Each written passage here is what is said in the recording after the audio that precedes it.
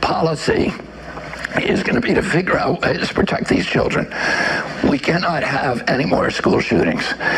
And, one of the things, even if that means protecting schools the same way that we protect airlines, you don't get shootings on airlines anymore. If we have to do that, we have to protect our children. The other thing we need to look at is the other reasons why this may be happening in our country. And, I've gotten ridiculed for saying that we need to look at the issue of the SSRIs. But it's one of the issues we need to look at. We need to look at video games. We need to look at the way that social media is affecting people's behaviors and do the scientific studies that are required for that.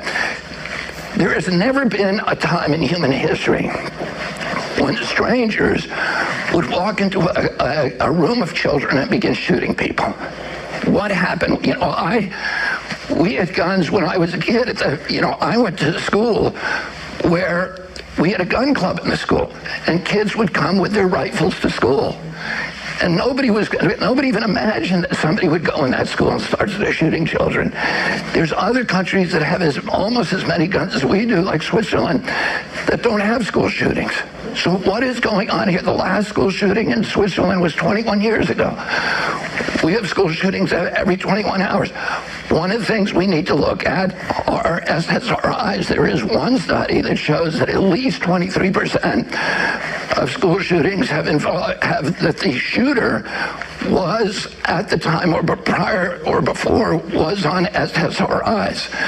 So, and if you look at the label, the manufacturing the insert for these drugs, they say on them homicidal and suicidal ideation and action. So it's not insane to say we should look at this. Something changed in our country that started this, and it's not the guns.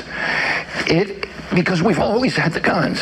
Something else happened, and we need to be looking, and that's the function of NIH.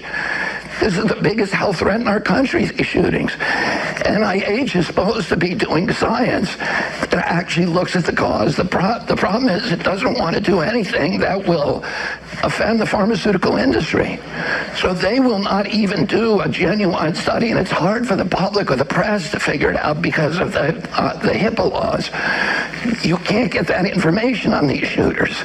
But NIH can get the information, but it won't do it because it does not want to offend the pharmaceutical companies, and we ought to at least be looking at that.